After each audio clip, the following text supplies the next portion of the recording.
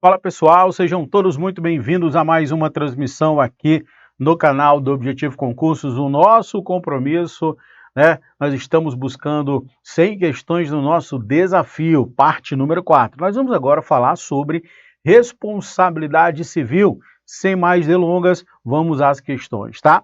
Olha só, meus queridos, primeira coisa, responsabilidade civil. Aí é o nosso tema que nós vamos trabalhar a partir de agora. Vamos lá, veja comigo aqui, ó. Primeira questão fala: os atos emanados da administração pública que produzam efeitos, danos, estarão sujeitos à responsabilidade civil. Então, primeiro momento é entender, quando falamos em responsabilidade civil, estamos diante daquela situação em que a administração pública, através dos seus atos, realizados pelos seus agentes públicos, pelos seus servidores, causaram ali danos a terceiros. Então, sempre lembre disso. Administração pública causando lesão a terceiro. A pergunta é: como que funciona a responsabilização da administração pública? Responsabilização civil. Primeiro, lembrem-se que ela vai ser objetiva. Objetiva na medida em que a obrigação de reparar o dano, independentemente da comprovação da culpa. Ou seja, a administração pública tem o dever de reparar, independentemente se o seu servidor agiu com dolo, ou seja, desejando, querendo ou sem dolo, culpa, não querendo, não importa, meu amigo.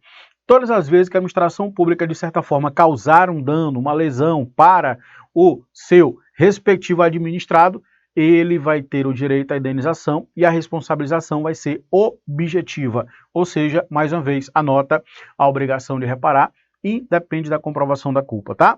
Vamos lá. A primeira questão, a letra A fala assim, ó: a responsabilidade civil é atribuída ao Estado em relação aos danos gerados por ato praticado com base em lei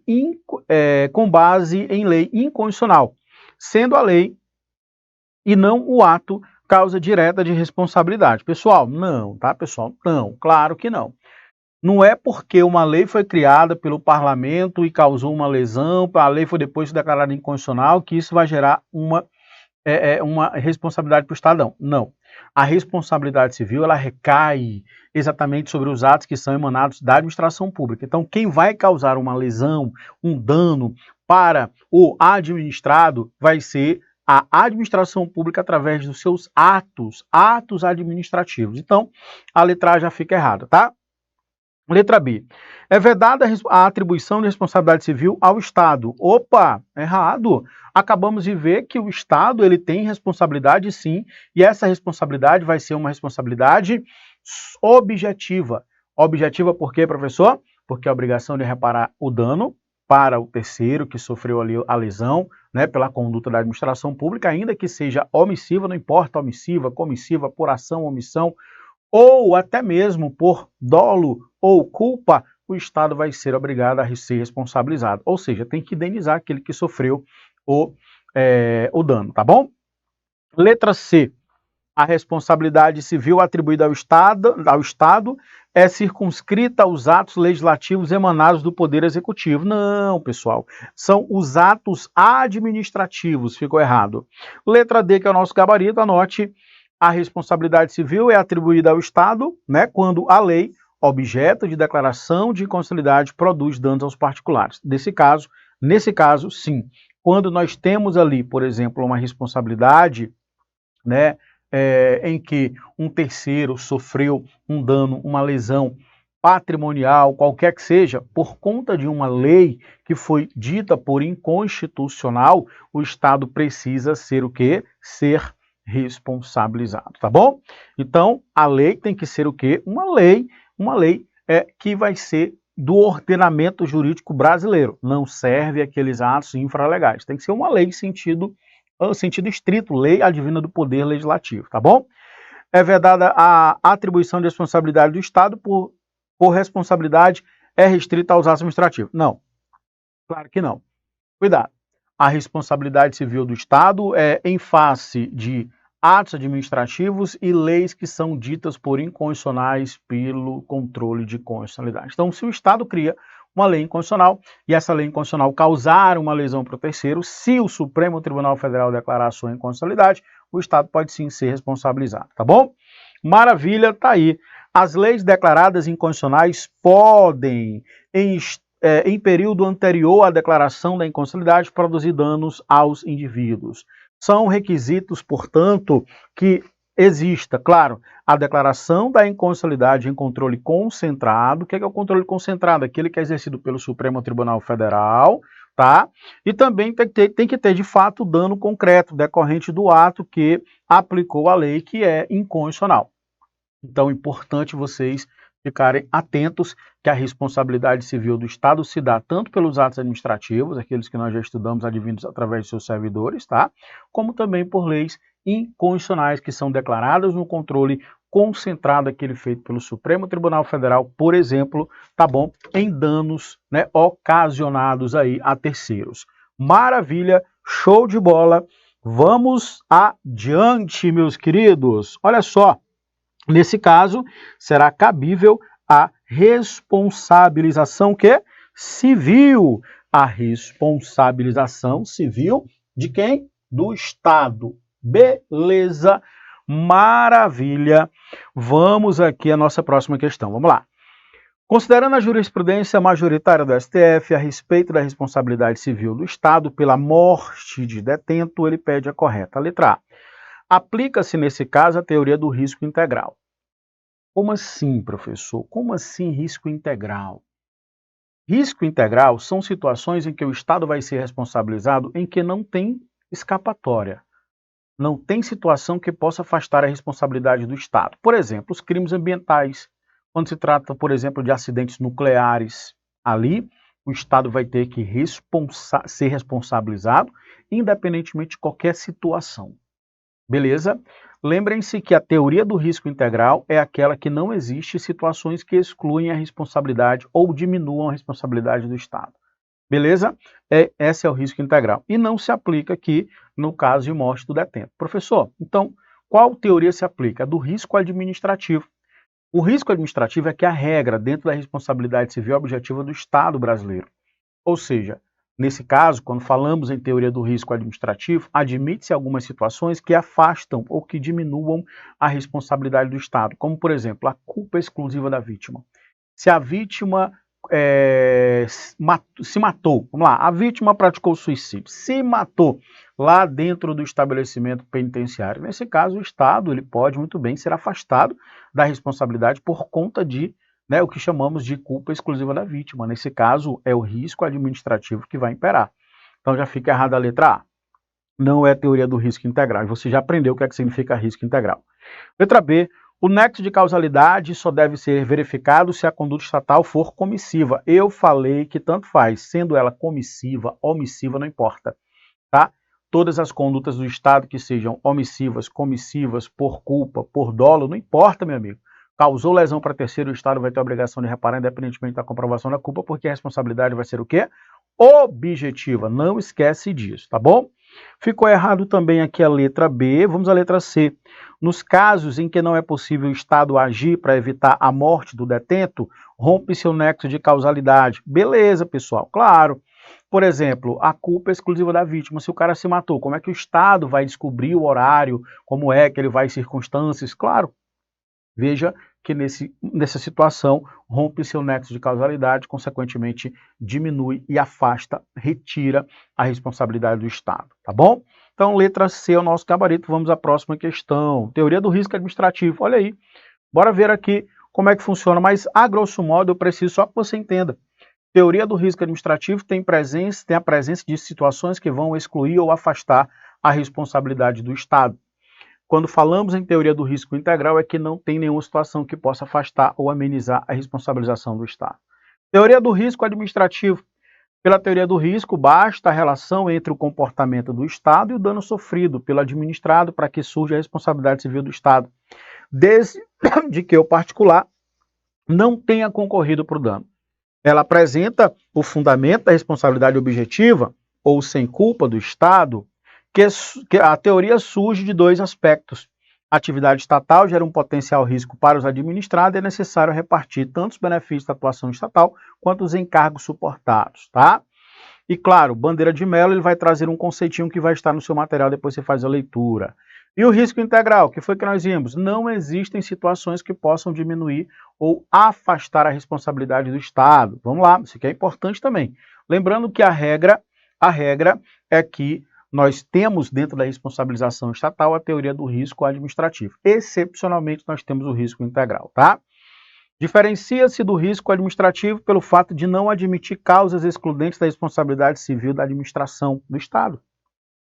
Nesse caso, o Estado funciona como um segurador universal, que deverá suportar os danos sofridos por terceiros em qualquer hipótese. Assim, mesmo que comprove culpa exclusiva do particular, ou nos casos de fortuito, força maior, o Estado deve ressarcir o particular por danos causados. Com efeito, alguns doutrinadores afirmam que a responsabilidade integral não depende de nenhum nexo de causalidade entre a conduta e o risco.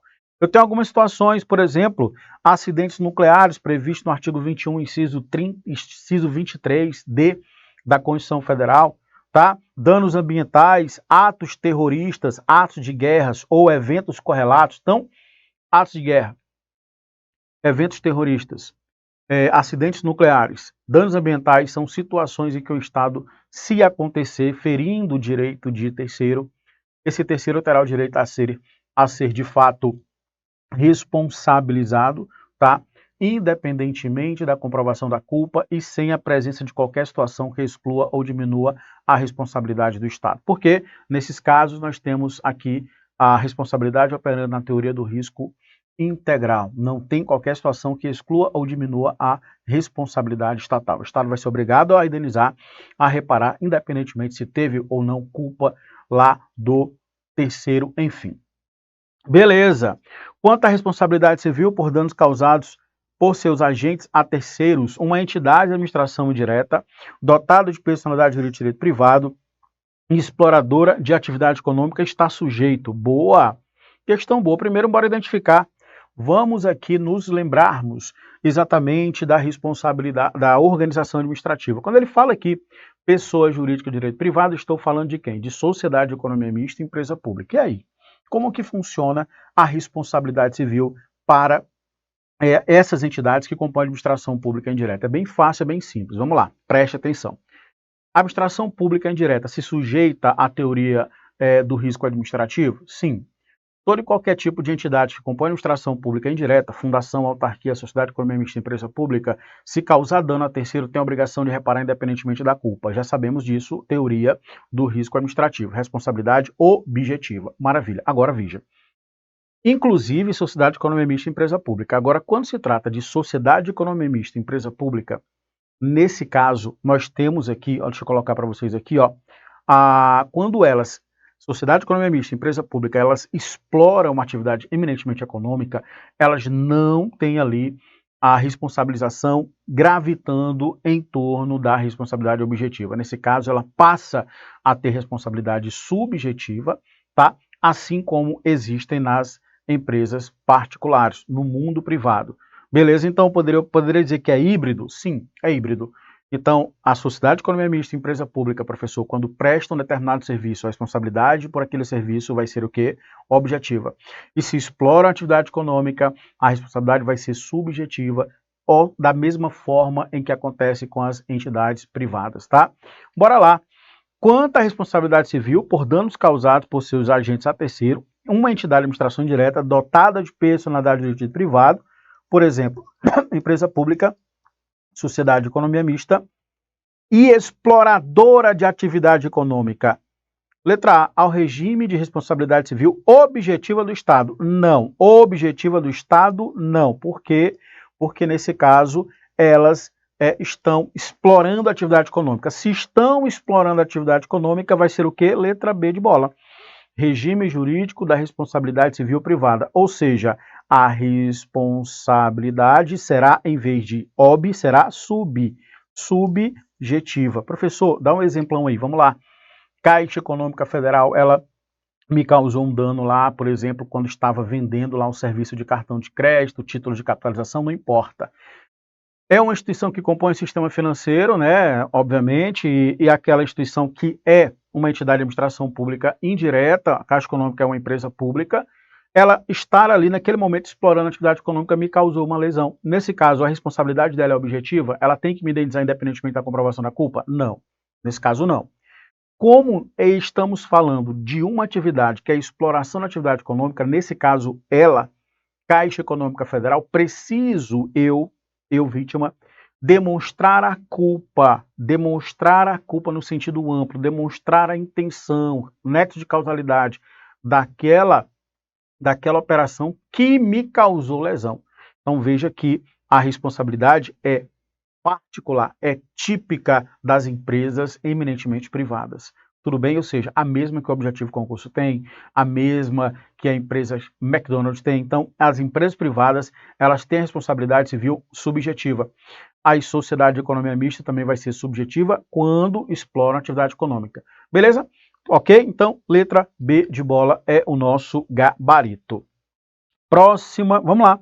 É importante vermos aqui o 37.6 da Constituição. Prevê que a responsabilidade civil objetiva, fundamentada na teoria do risco administrativo, que você já aprendeu, aplica-se às pessoas jurídicas de direito público e às pessoas de direito privado que presta serviço público. Opa, professor! E quando a Caixa estiver prestando serviço público, nesse caso já vai ser responsabilidade civil objetiva. Professor, então quer dizer que empresa pública e sociedade de economia mista, elas têm de duas, uma, isso. Quando a empresa pública ou sociedade de economia mista estiver explorando atividade econômica, vai ser o quê? Responsabilidade civil subjetiva. Tem que demonstrar o dolo para que possa, de fato, ser responsabilizado. Tem que demonstrar a culpa para que seja responsabilizado. Agora, quando a mesma empresa pública estiver prestando um serviço público que causa lesão ao terceiro, nesse caso, ela se sujeita ao quê? A responsabilidade civil objetiva. Não precisa demonstrar o dolo ou culpa para que possa ser responsabilizado. Então, perceberam essa diferença? Pois é, está na Constituição. 54. Acerca da responsabilidade civil do Estado, ele pede a correta. É vedado ao Estado realizar pagamento administrativo de dano causado a terceiro, devendo aguardar eventual condenação em ação judicial para proceder o pagamento mediante precatório. Pessoal, não. Claro que não. Se eu processei o Estado e o Estado deseja de imediato, tá, fazer ali o pagamento, a compensação para se livrar, não há problema nenhum. Então, é possível. Não é vedado, não, tá? Não é vedado, ficou errado. Nosso gabarito vai ser o quê? Letra B de bola.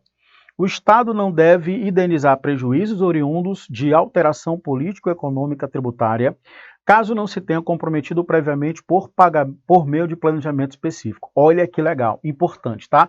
É o tipo de questão que separa classificado de aprovado. Então fica atento que é bem tranquilo, é bem facinho, embora a leitura seja um tanto quanto densa, mas nem é isso, tá? Veja comigo. Quando o Estado faz um planejamento específico dentro de uma política econômica tributária, ou seja, o Estado, o município, vamos lá, pegar o município com relação ao seu ISS-QN, que é um imposto sobre serviço de qualquer natureza. O município ele faz um planejamento, ele faz uma projeção, ele faz ali uma espécie de análise dos impactos relacionados ao tributo, ele repassa para o contribuinte. Nesse caso, se tiver prejuízo para terceiro, como o município fez o planejamento, ele não pode ser responsabilizado. Simples. Agora, se o Estado, o município, faz uma projeção e esse ISS-QN tem impacto financeiro causando lesão a contribuintes que são administrados, nesse caso ele pode ser responsabilizado. Então veja que a letra B de bola, ela sim está correta, porque o Estado, quando ele fala Estado, entenda, ente federado, tá? Pode ser o município, pode ser qualquer pessoa, a União, beleza? Então fique atento. O Estado não deve indenizar prejuízos oriundos de alteração da política econômica tributária, não deve, caso não se tenha comprometido previamente por meio de planejamento específico. Olha aí. Beleza, o Estado não deve indenizar. Tá certo. Caso não se tenha comprometido previamente por meio de planejamento específico. Então, se ele tem um planejamento e esse planejamento ele não se tenha comprometido a que aquele tributo ia causar lesão para terceiro, ele não deve indenizar perfeitamente. É o gabarito da questão. Maravilha, letra B de bola é o nosso gabarito, tá? Onde que eu vou encontrar isso? Informativo 634 da STJ. Professor, mas isso aí não cai em prova de nível médio. Cai. Cai. É aquele tipo de questão. Estamos trabalhando para questões mais tranquilas, mas se cair uma questão dessa, você acerta e a galera erra. Olha só o que fala aqui a jurisprudência bem tranquila. Não se verifica o dever do Estado de indenizar eventuais prejuízos financeiros do setor privado, decorrente de alteração na política econômica, no caso de um ente político não ter se comprometido formal e previamente por meio de determinado planejamento específico. Se o ente da federação planejou e não se comprometeu com qualquer tipo de lesão, beleza, ele não vai ser responsabilizado por eventual prejuízo ao contribuinte. Simples assim, tá? Próxima questão. 55. Considere as seguintes situações hipotéticas. João é um agente da Fundação Pública de Direito Público no exercício das atribuições, causou dano a terceiro. Beleza. Pedro, agente de sociedade de economia mista, explorador de atividade econômica no exercício das suas funções, causou dano a terceiro. Então vamos lá. Função pública, olha só, fundação pública é o quê? Pessoa jurídica de direito público. Beleza. Como é que funciona a responsabilização dessa galera?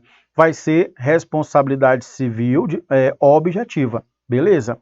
Agora veja aqui que o Pedro, ele é de uma sociedade de economia mista, tá? Que explora atividade econômica. Então, nesse caso, vai ser o quê? Vai ser subjetiva.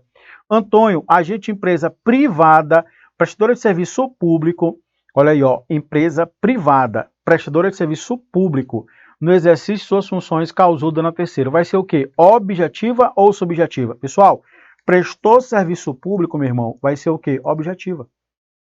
Professor, então o X da questão é o tipo de serviço que está prestando? Quem é essa empresa privada? Pode ser um concessionário, um delegatário de serviço público.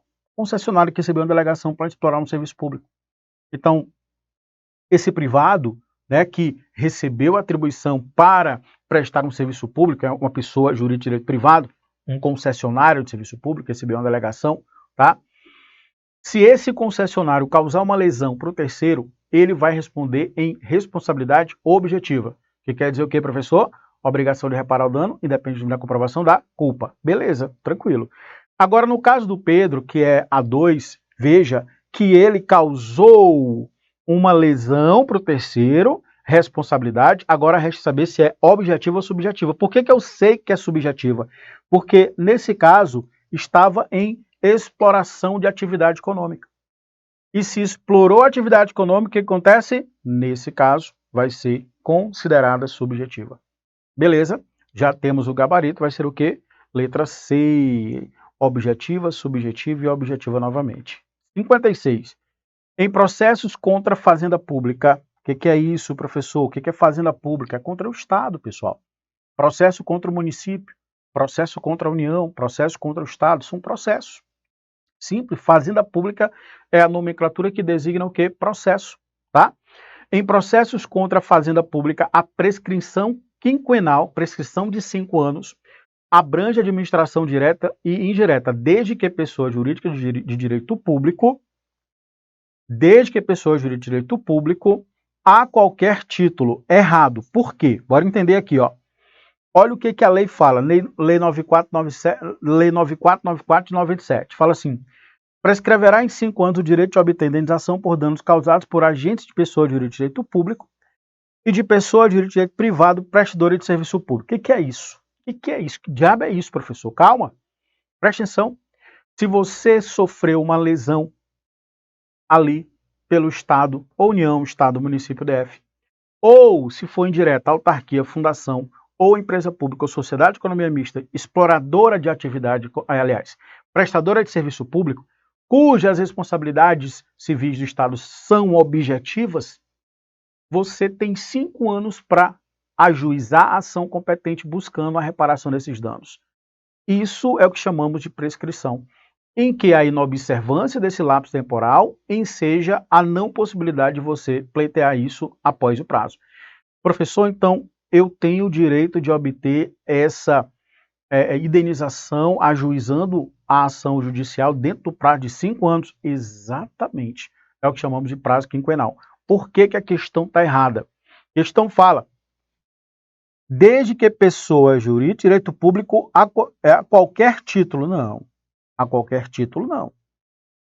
Por quê? Porque eu posso ter aqui, ó, na indireta, uma sociedade de economia mista que explora atividade econômica, que aí o regramento vai ser da empresa privada, que não se aplica, privada, aqui ó, que não se aplica ao que nós vimos. Então, errado.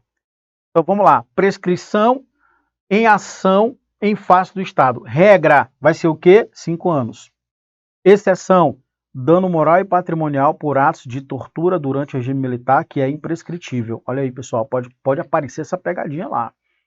Tá? Essa paradinha aí que pode vir na nossa prova. Então, regra, prescrição quinquenal, ou seja, a vítima tem 5 anos para ajuizar a ação, buscando a responsabilização do Estado, indenizando, tá? O Estado indenize. Excepcionalmente, não se aplica o prazo, porque é imprescritível, não tem prazo, se tratar de dano moral ou patrimonial por atos de tortura durante, né, o regime militar. Beleza? Maravilha. Vamos aqui à nossa próxima questão. O servidor público que no exercício de suas atribuições causar dano a terceiro será responsabilizado em ação regressiva. Ação regressiva, que diabos é isso, professor? Bem fácil. O Estado, deixa eu colocar aqui para você, ó. Imagina que o Estado, quando eu falo Estado, qualquer ente federado, administração pública, tá? O Estado causou uma lesão para o Joãozinho.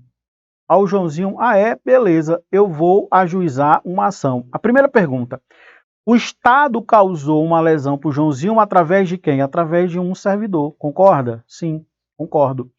O Joãozinho processa o servidor ou o Estado? O Estado. O Estado paga a indenização para o Joãozinho, mas o Estado vai dizer assim, ó José, eu vou lhe processar porque foi você que deu causa a esse dispêndio econômico que eu tive, essa indenização que eu tive que pagar para o Joãozinho. Então, aqui vai ser o que chamamos de ação regressiva. Beleza? Bora ler de novo. Servidor público que no exercício das suas atribuições causar dano a terceiro será responsabilizado em ação regressiva. Perfeito, meu amigo. Certíssimo. Tá? Onde que nós vamos encontrar isso? Olha a jurisprudência e, inclusive, o próprio texto da Constituição. A ação por danos causados por agente público deve ser ajuizada contra o Estado ou a pessoa jurídica de direito privado prestadora de serviço público, sendo parte ilegítima. Deixa eu só voltar aqui porque passou, né? Sendo parte legítima para a ação, né, o autor do ato, assegurado o direito de regresso contra o responsável. Então, tá aqui, ó, o terceiro que sofreu lesão, responsabilidade objetiva contra o Estado, e o Estado processa o servidor, só que aqui vai ser subjetiva, tem que ter dolo e culpa. Beleza?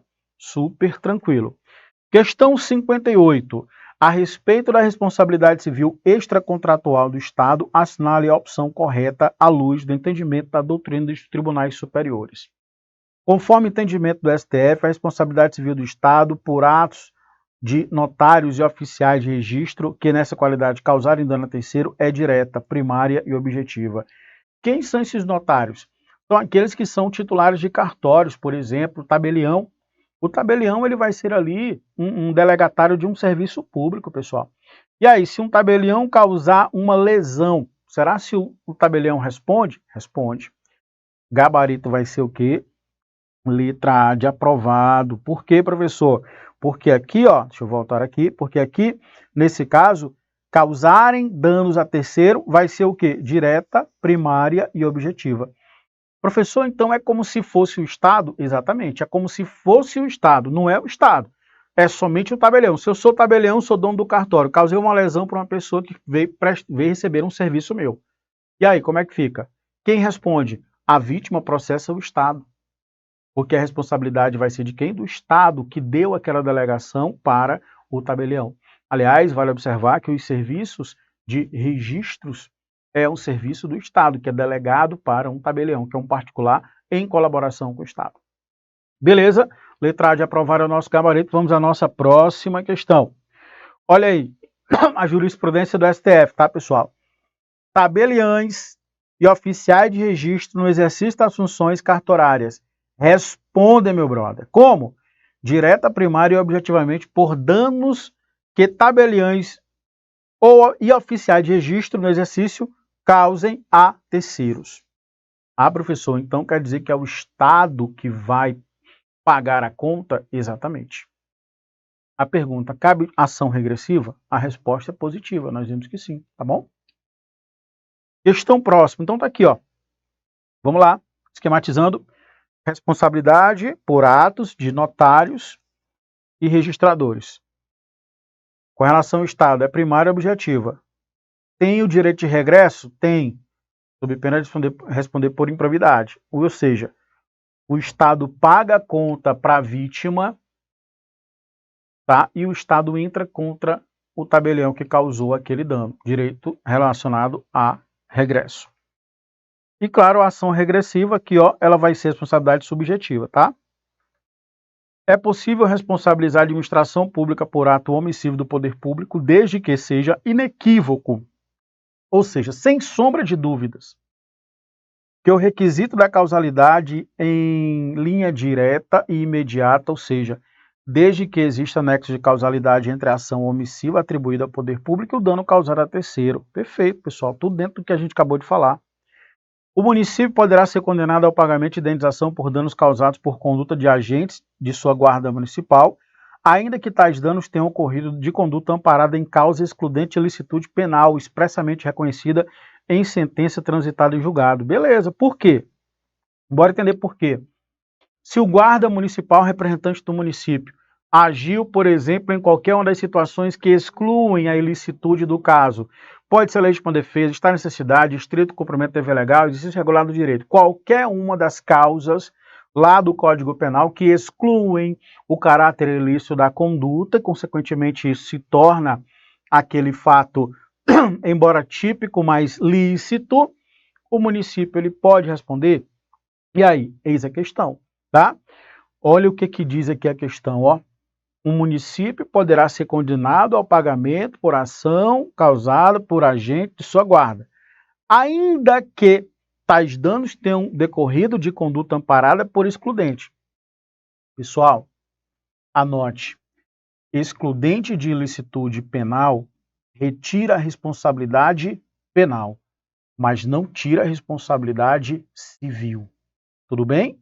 Então, mesmo que o guarda municipal ele tenha ali, de fato, agido em legítima defesa, estado de necessidade, estrito cumprimento do dever legal, exercício regular do direito, isso vai afastar a ilicitude criminal.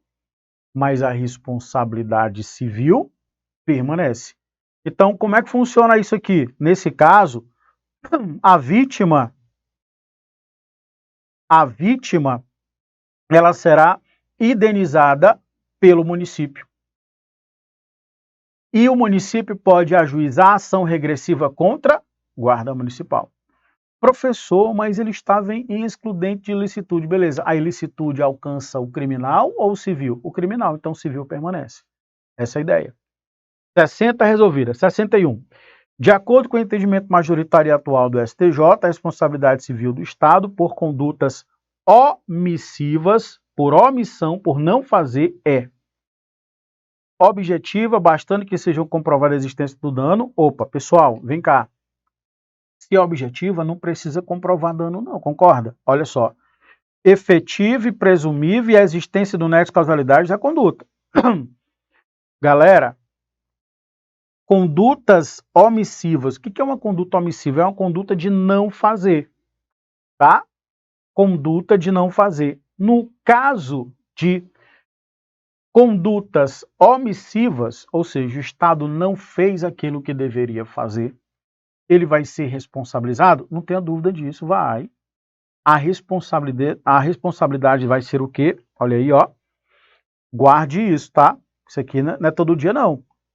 A responsabilidade estatal por atos omissivos é, em regra, subjetiva, galera. Nesse tipo de responsabilidade deve ficar comprovada a omissão culposa, bem como o dano ocorrido e o nexo de causalidade entre a conduta e o dano. Quer dizer o quê?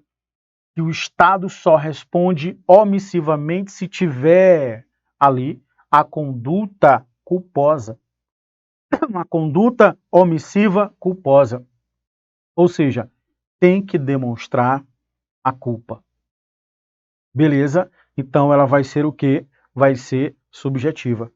Professor, então quer dizer que responsabilidade civil do Estado por suas ações é objetiva? Sim. Responsabilidade civil do Estado por suas omissões é subjetiva? Sim. Qual a diferença, relembrando, da objetiva para a subjetiva? Objetiva, a obrigação de reparar independe da comprovação da culpa. Subjetivo é o contrário, a obrigação de reparar depende da comprovação da culpa. Eu preciso comprovar que o Estado foi omisso. Beleza? Então, tá aí, letra C, o gabarito, tá? 62. Eu tenho certeza que vocês não tinham essa informação. Muita gente não tem, tá? Muita gente não tem. Então, a revisão, as questões, é exatamente para a gente dar esse up, né, na preparação. Vamos lá. Então, resolvida aí a questão. Questão 61, marque no seu gabarito letra C, tá? Vamos lá. 62. Considerando a jurisprudência do STJ, julga os itens seguintes relativos à responsabilidade civil do Estado. O Estado responde civilmente por danos decorrentes de ato praticado por seus agentes, mesmo que eles tenham agido sob excludente de ilicitude penal. Acabei de falar. Meu brother, a ilicitude penal exclui a ilicitude penal, não exclui a ilicitude civil responsabilizadora do Estado, não. Beleza? Se for omissivo, objetivo. Se for comissivo, objetivo. Se for omissivo, aí vai ser subjetiva. Comissivo é a mesma coisa que por ação. Omissivo é por omissão, tá? Então, correta aí a primeira proposição. Segunda proposição. A despeito de situação fática variadas no tocante ao descumprimento do dever de segurança e vigilância contínua das vias férreas, a responsabilização da concessionária é uma constante, passível de ser elidida, quer dizer afastada, somente quando cabalmente comprovada culpa exclusiva da vítima. E aí, galera? É claro que isso aqui está errado. Por quê? Já tem um gabarito, então, letra B. Ó. Por quê? A despeito de situação fática variada no tocante ao descumprimento do dever de segurança, tá? E vigilância de vias férreas, não cumpriram com o dever de segurança, a responsabilização da concessionária é uma constante, passível de ser afastada somente quando cabalmente comprovada a culpa exclusiva da vítima. Bora entender aqui? Olha só. A responsabilização civil do Estado é objetiva, certo? Certo. A obrigação de reparar independe da comprovação da culpa, inclusive direcionando para particulares em colaboração com o Estado, concessionários. Então, a empresa particular que presta um serviço público mediante um contrato de concessão se sujeita ao regime de responsabilização objetiva do Estado. Tranquilo. Beleza. Só que, fora aquelas hipóteses que nós já estudamos, acidentes nucleares, ambiental, crime de guerra, terrorismo, que operam no risco integral, fora aquelas, as demais é o risco, teoria do risco administrativo, em que admite situação que afastam ou atenuam a responsabilização do Estado, como, por exemplo, culpa exclusiva da vítima. A questão 2, aliás, a proposição 2, ela fala em uma daquelas situações? Não fala. Então, aqui, opera-se no risco, na regra, risco administrativo. E que claro, olha só, cadê, ó? Passível de somente quando cabalmente comprovada culpa exclusivamente. Não. Veja o que é que ele fala aqui. A despeito de situações fáticas variadas no tocante ao descumprimento do dever de segurança contínua, a responsabilização de concessionária é uma constante. Beleza? Veja. Passível de ser afastada somente, olha o somente aqui, somente não, porque existe também outras situações que afastam a responsabilidade na teoria do risco integral.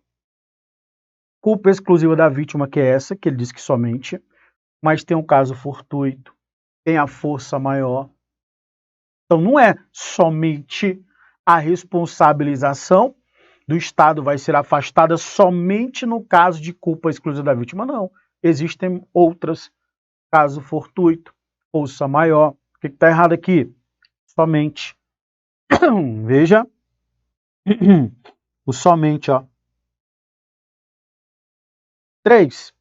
A responsabilidade civil do Estado por condutas omissivas é subjetiva, devendo ser comprovado concomitantemente a negligência na atuação estatal, dano e o nexo de causalidade entre o evento danoso e o comportamento ilícito do poder público. Perfeitamente, acabamos de ver. Ok? Então, letra B de bola, gabarito. Olha a teoria do risco administrativo. Quais são as situações que afastam a responsabilidade ou atenuam a responsabilidade do Estado? É só a culpa exclusiva da vítima? Não. Veja que nós temos, ó, a culpa exclusiva da vítima, caso fortuito, força maior e fato exclusivo de terceiro. Beleza? Beleza. Bom, agora nós vamos resolver questões do Estatuto dos Servidores Públicos de Fortaleza, tá? Vamos lá. Lei 6794 de 90. Primeira questão fala assim: assinale a opção correta. O servidor público licenciado para exercer o mandato de conselheiro tutelar acumulará a remuneração do seu cargo de origem com a de seu novo cargo. Não acumula, né, pessoal? Sabemos que está errado, porque, nesse caso, mandato de conselheiro não pode acumular. Professor, então, qual a hipótese em que pode acumular? De vereador, se tiver compatibilidade de horário, ou então pode acumular a de prefeito, tiver compatibilidade, nesse caso ele vai optar pela remuneração. Vamos encontrar o gabarito. Então, a letra A já fica fora, tá? Então, se o servidor público do município de Fortaleza, ele for ocupar o cargo de conselheiro tutelar, ele precisa afastar-se do cargo. Então, não dá para acumular. Ó, acumulará a remuneração. Não. Letra B. Aplica-se ao servidor licenciado para o exercício de mandato de conselheiro tutelar a licença-prêmio prevista aos servidores municipais em virtude de compatibilidade daquela com a função pública exercida pelo conselho tutelar. Não. Letra C. É vedada a acumulação da função de conselheiro com cargo, emprego ou outra função remunerada. Exatamente. Não dá para acumular. Então, se você é servidor público do município de Fortaleza, você não pode acumular, né, o seu cargo, emprego ou função pública com a de conselheiro. Então, está aqui, ó, letra C, o nosso gabarito. Onde que nós vamos encontrar isso aqui, ó? Ao servidor público, a regra, tá? É proibido acumular cargo, função, emprego público nos termos da Constituição Federal. O artigo 168 vai dizer que não é permitido acumular. Professor, tem exceção? Tem. A de professor no âmbito do magistério, 2 cargos. A de técnico, saúde com profissão regulamentada, são as exceções da Constituição, ok? Mas conselheiro tutelar não pode, é proibido. Próxima questão. De acordo com o Estatuto dos Servidores do município de Fortaleza, é proibido o servidor cometer a outro servidor atribuições estranhas à do cargo que ocupa em quaisquer hipóteses. Não, né, pessoal? Em quaisquer hipóteses, olha só, falso. Retirar qualquer documento ou objeto da repartição, ainda que com prévia anuência. Se tiver anuência, não é proibido, né, pessoal? Você retirar um documento lá com anuência não é proibido. Letra C. Exercer comércio ou participar de sociedade comercial, exceto como acionista, cotista ou comandatário. Beleza. Regra é incompatível a atividade do serviço público com a atividade comercial. Então você não pode, ao mesmo tempo, ser servidor público e participar ali de uma sociedade comercial, de comércio. Não é permitido. Só que eu tenho as exceções. Salvo. Vou ser só acionista. Vou ser só cotista. Não tem problema nenhum. Vou ser só comandatário. Nesse caso, pode. Então, veja que a letra C é o nosso gabarito. Beleza? Onde que nós vamos encontrar? Artigo 168, que diz exercer o comércio ou participação na sociedade comercial, exceto como acionista. Então, é proibido você exercer comércio. É incompatível, galera. Tá? Próxima questão. Em relação às licenças, dispõe o Estatuto dos Servidores Públicos do município de Fortaleza. Vamos lá. A licença para tratamento de saúde depende unicamente de laudo médico. Não. Unicamente de laudo médico particular, não. É feita uma junta, tá? Para que possa avaliar se de fato o servidor precisa se ausentar em licença para tratamento de saúde. Ficou errado. Letra B. Terminada a licença para tratamento de saúde, o servidor reassumirá o exercício no prazo máximo de 3 dias úteis. Não, ficou errado.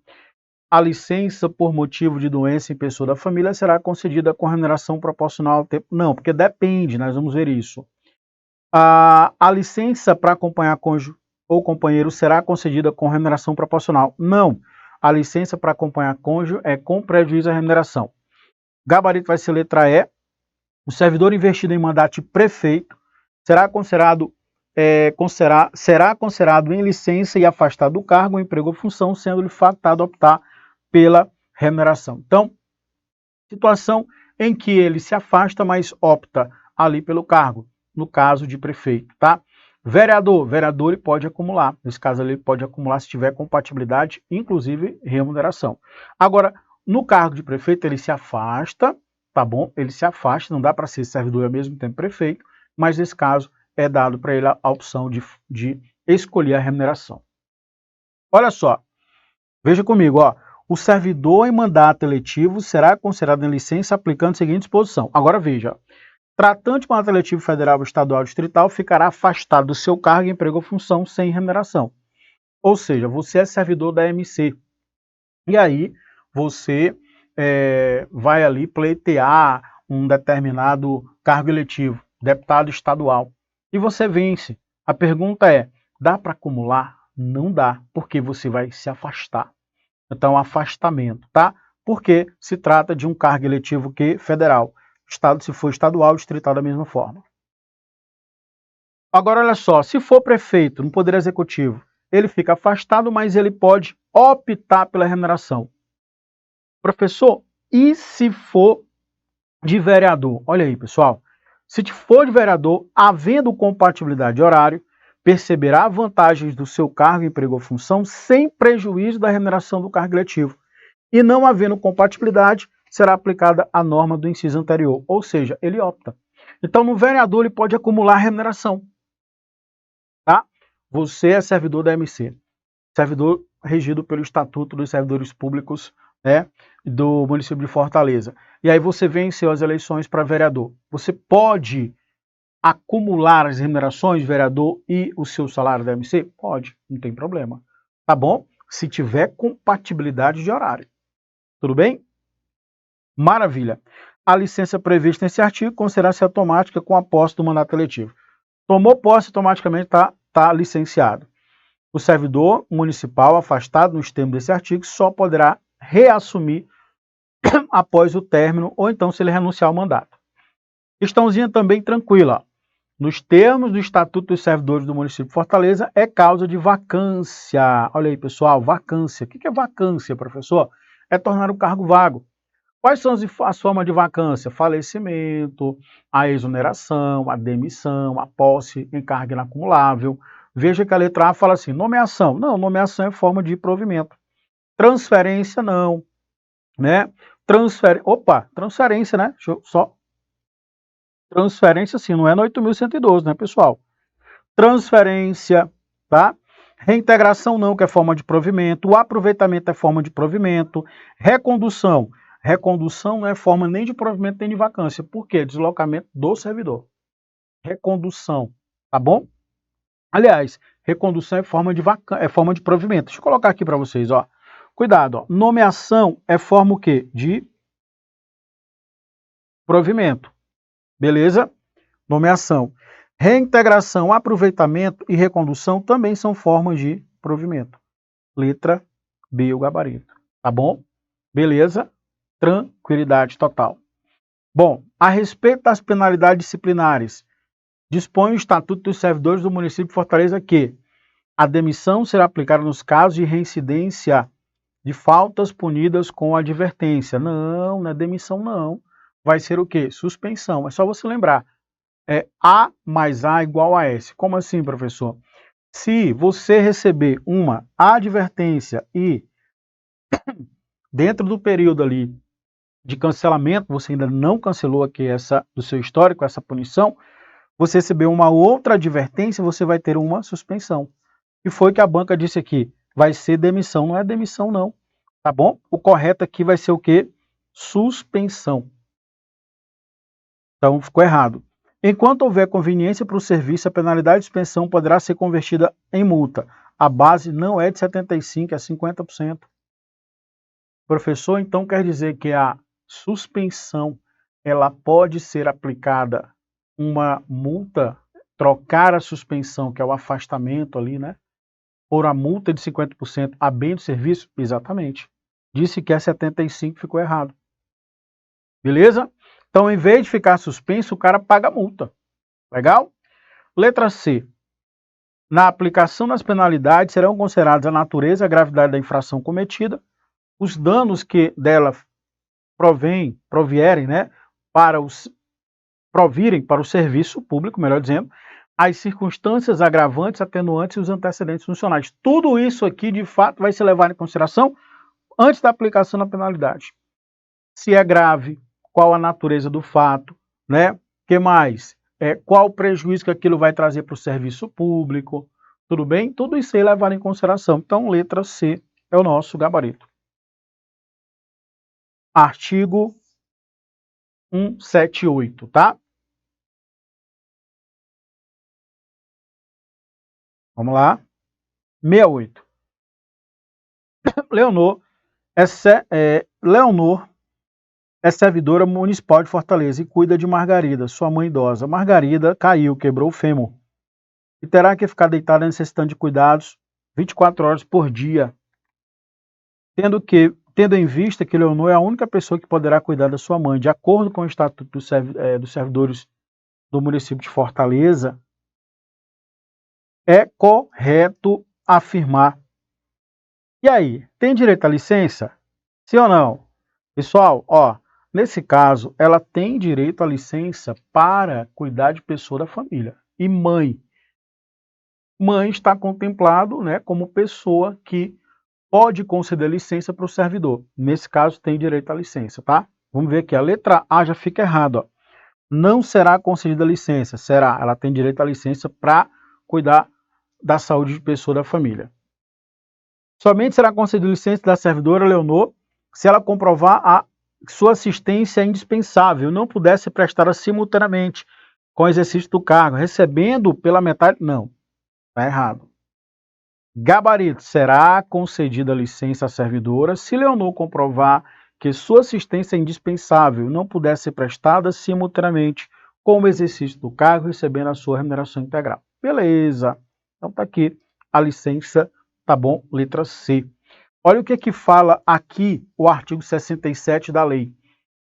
Será concedida licença ao servidor por motivo de doença do cônjuge, companheiro, padrasto, madrasta, descendente, enteado e colateral consanguíneo até o 2º grau civil, mediante comprovação médica. E aí o parágrafo 1º diz que é importante, só será concedida se for indispensável e não puder ser prestado simultaneamente. Ou seja, ela tem que ficar 24 horas com a mãe. Então o parágrafo 1º já diz que ela tem direito à licença. E aí nós temos a licença sem prejuízo da remuneração integral. Recebe a remuneração integral. 69. O Estatuto dos Servidores do município de Fortaleza, em relação ao processo administrativo disciplinar, estabelece que, quando a sindicância for realizada apenas por um sindicante, este não poderá designar outro. Pode, pessoal. É possível designar outro, tá? Então aqui, ó, deixa eu já tirar esse aqui. Não pode, é possível. O prazo para a conclusão do inquérito administrativo não excederá 30 dias. Pessoal, deixa eu mostrar para vocês aqui a questão relacionada ao prazo. Ó.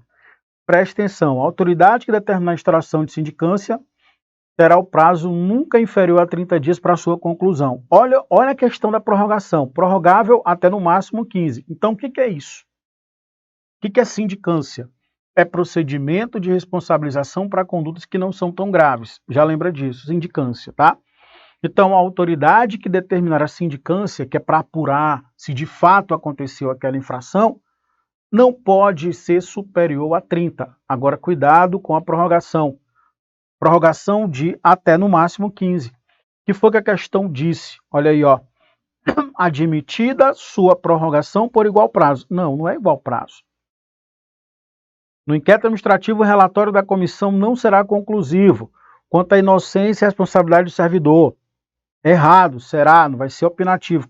Com relação a isso, não é opinativo, é conclusivo. Letra D, que é o gabarito, né, pessoal? Se o relatório da comissão contrariar as provas dos autos, a autoridade julgadora poderá motivadamente agravar a penalidade proposta, tá? Abrandá-la ou isentar o servidor de responsabilidade. Beleza, tá aí nosso gabarito. A previsão disso aqui é exatamente aqui no artigo 208, né? É isso? Ó, o relatório sempre será conclusivo. O que é um relatório? O relatório é aquele circunstanciado que vai ser produzido por aquelas pessoas que estão ali na sindicância para apurar. Depois que aquelas pessoas que compõem a sindicância terminar a apuração, vai ser elaborado um relatório. O relatório que é conclusivo, se o servidor praticou ou não aquela conduta, se ele é inocente ou não. Agora, com relação às punições, a autoridade que vai receber o relatório para aplicar a punição, veja comigo, ó, para aplicar a punição, ela pode muito bem não concordar com aquele relatório. Por quê? Porque o relatório pode contrariar aquilo que fora trazido nos autos. Então, o relatório da comissão ali da sindicância, quando aquele relatório vem, e se tiver contrariando a prova dos autos, a autoridade que vai aplicar a sanção pode muito bem fechar os olhos para o relatório. Eu não quero saber desse relatório, não. O relatório está errado, o relatório não condiz com as provas que foram produzidas. Então, o que é que ele pode fazer? Ele pode abrandar a pena, sendo justo. Ele pode, inclusive, isentar, tá bom? Ou então ele pode agravar a penalidade. Isso quer dizer o quê? No frigir dos ovos. Quer dizer que a autoridade competente para aplicar a sanção não se vincula ao relatório da comissão, o relatório da sindicância quando ele é produzido. Inclusive, pode ser contrariado quando ele não estiver de acordo com provas que foram produzidas na sindicância. Então, letra D de dado é o gabarito, tá bom? Questão próxima, 70. É o deslocamento do servidor. Aí ficou mole, né, galera? Relotação. Deslocamento do servidor. Cuidado para não confundir a relotação com a remoção. Olha aí, ó. Cuidado. O que é a relotação? É deslocamento do servidor com respectivo cargo para um outro órgão do mesmo poder, observando sempre o interesse da administração. Veja aí, ó. Então ele continua com o cargo, ele vai para outro órgão do mesmo poder. O nome disso é o quê? Relotação. E a remoção? É deslocamento do servidor para um outro órgão de unidade administrativa e processá-la ex officio ou a pedido do servidor. Então, a diferença da remoção para relotação. Relotação é dentro do mesmo órgão ali, no mesmo poder, tá? Ele continua com o cargo, ele vai somente para um outro órgão ali dentro do mesmo poder, diferentemente da remoção. Na remoção, nós temos deslocamento do servidor para um outro órgão, beleza? De unidade administrativa, beleza? Então, essa é a diferença. Questãozinha, ó. Deslocamento do servidor com respectivo cargo para um outro órgão do mesmo poder. Vai ser o quê? Relotação. Beleza? Mesmo poder. Então tá aqui, ó. Relotação. Maravilha. Fechamos aqui o nosso bate-papo. Falamos sobre responsabilidade civil do Estado. Falamos aqui também sobre Estatuto dos Servidores Públicos, tá? Esse é o nosso desafio. Não esqueçam de participar da nossa revisão. Aponte a câmera do seu QR Code, do seu celular para esse QR Code, faça sua inscrição agora e venha para o gigante Objetivo Concursos, tá bom? A todos bons estudos, um forte abraço Tudo de bom. Valeu, pessoal. A gente se vê.